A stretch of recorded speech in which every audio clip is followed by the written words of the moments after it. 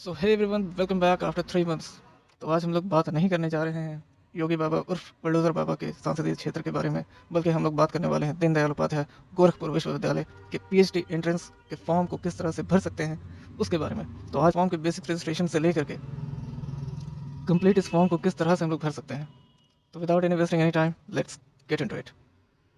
तो सबसे पहले इस खूबसूरत से वेबसाइट पे आ जाएंगे और फिर पीएचडी प्रोग्राम पर क्लिक करेंगे। इसको पढ़ लेना, क्या क्या ज़रूरत है, क्या क्या लगेगा, वो सारा कुछ इसमें दिया हुआ है और किस तरह से इस फॉर्म को भर सकते हो ये अंग्रेजी में यहाँ पर पूरा ब्यौरा लिखा हुआ है। फिलहाल तो मेरे वीडियो को देखो डायरेक्ट।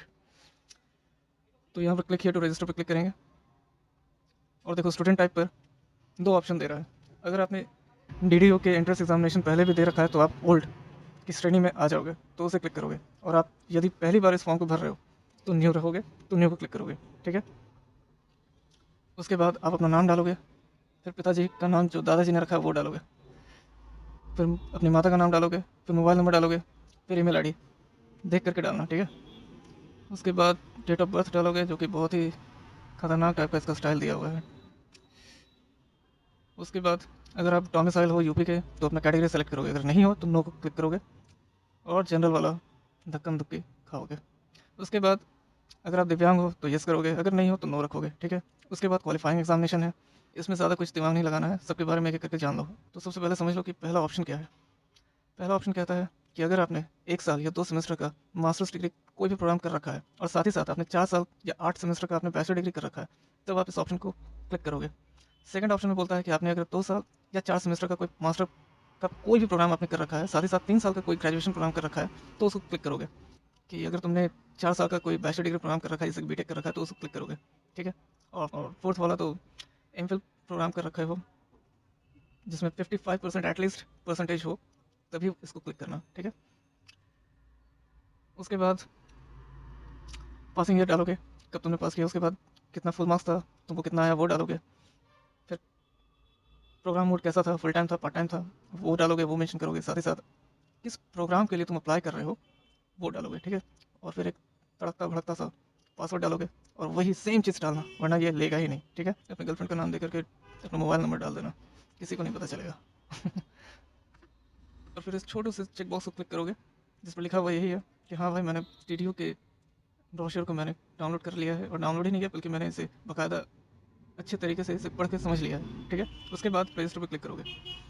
इसके बाद अगर तुम अपने मेंशन किए गए सारे ऑप्शन से, सारे जवाब से संतुष्ट हो, तो रजिस्टर को क्लिक करोगे और ये फिर ये प्रोसेस करेगा, और प्रोसेस करते ही सीधे तुम्हारे मोबाइल और ईमेल आईडी पर एक वेरिफिकेशन कोड जाएगा, और उस कोड को डालते ही तुम वेरीफाई पर क्लिक करोगे।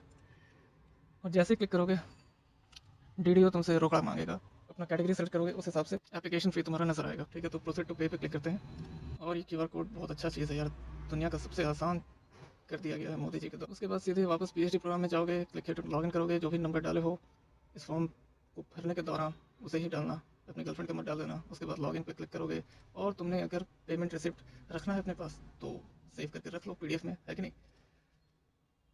तो मैं रख लेता हूँ, यहाँ पर तुम्हारा रजिस्ट्रेशन नंबर, मोबाइल नंबर और रोकड़ा दिख जाएगा। उसके बाद सीधे तुम चले जाओगे ये ब्लू वाले बटन पर, जिसका नाम है proceed to complete application form. ठीक है, चलो कंप्लीट कर लेते हैं फॉर्म को। तुमने जहाँ तक भरा है वहाँ तक ऑलरेडी वहाँ पर वो अब एडिट एडिट करने के दौरान ही होगा, फिलहाल कोई चेंजेस नहीं कर सकते हो जहाँ तक तुमने पेमेंट कर दिया है। ठीक है, अब यहाँ पर हम लोग सबसे पहले भरेंगे एक अल्टरनेट नंबर, अपने मम्मी पापा, दोस्त का भी, अपने भाई बहन, किसी का भी नंबर डाल सकते हो, लेकिन किसी बड़े का डालोगे तो ज़्यादा बेहतर रहेगा। ठीक है, उसके बाद आधार नंबर डालोगे, फिर तुम्हारा तुम फिर तुम मेल हो फीमेल हो, ठीक है, वो मेंशन करोगे। स्टेट अपना चूज़ करोगे, रिलीजन चूज़ करोगे। ठीक है, अगर तुमने जेआरएफ निकाल रखा है तो वो मेंशन करोगे, अगर नहीं है तो उसे वैसे ही छोड़ दोगे। अब देखो यहाँ पर एक कैच है, यहाँ पर एड्रेस फॉर कॉरस्पॉन्डेंस पूछ रहा है। तो अगर तुम अपने परमानेंट घर से कहीं कोसों दूर हॉस्टल या किसी शहर में रहते हो, ठीक है, या किसी जॉब से बाहर हो, तो वहाँ का कॉरस्पॉन्डेंस एड्रेस दे देना, जिससे ये होगा कि जो भी नज़दीक में सेंटर होगा वो तुम्हें प्राप्त हो जाएगा। ठीक है, लेकिन याद रखना, ये कॉरस्पॉन्डेंस एड्रेस का इनपुट बॉक्स सिर्फ यही है, इसलिए वहाँ का पिन कोड भी इसी बॉक्स में लिखना। ठीक है, ना कि दूसरे वाले बॉक्स में। यहाँ पर परमानेंट वाला पिन कोड जाएगा, जो तुम्हारा परमानेंट एड्रेस है वहाँ का पिन कोड जाएगा। ठीक है, और उस पिन कोड को जैसे ही मेंशन करोगे वैसे ही सिटी नेम ऑटोमेटिक वहाँ पर आ जाएगा, तुम्हें लिखने का कोई ज़रूरत ही नहीं है। और एक बार वापस से मिला लेना, संतुष्ट हो तो फिर सबमिट पे क्लिक करोगे। अब यहाँ पर तुम्हें यूनिवर्सिटी का नाम देना है, ठीक है, जहाँ से तुमने पीजी किया हुआ है। और फिर सबमिट पर क्लिक करेंगे। जैसे सबमिट पर क्लिक करोगे वैसे ही डॉक्यूमेंट अपलोड करने होंगे। जैसे कि तुम्हारा थोड़ा बड़ा का फ़ोटो, ठीक है, जिसका मैक्सिमम साइज़ 500 KB तक ही होना चाहिए, ठीक है। तुम चाहो तो 50 KB का भी डाल सकते हो, 100 KB का भी डाल सकते हो, 10 KB का भी डाल सकते हो, ठीक है। मैक्सिमम साइज़ का मतलब होता है रेजोल्यूशन बहुत ही क्रिस्प होना चाहिए, ठीक है, ब्लर नहीं हो, इस बात पे ध्यान देना। उसके अलावा तुम्हें सिग्नेचर डालना है, ठीक है, वो भी 500 KB के अंदर ही, ठीक है। उसके अलावा 10th का मार्कशीट या सर्टिफिकेट दोनों में से कोई भी तुम डाल सकते हो। अगर सीबीएसई में हो तो उसमें तो एक ही मिलता है, वो डाल दोगे।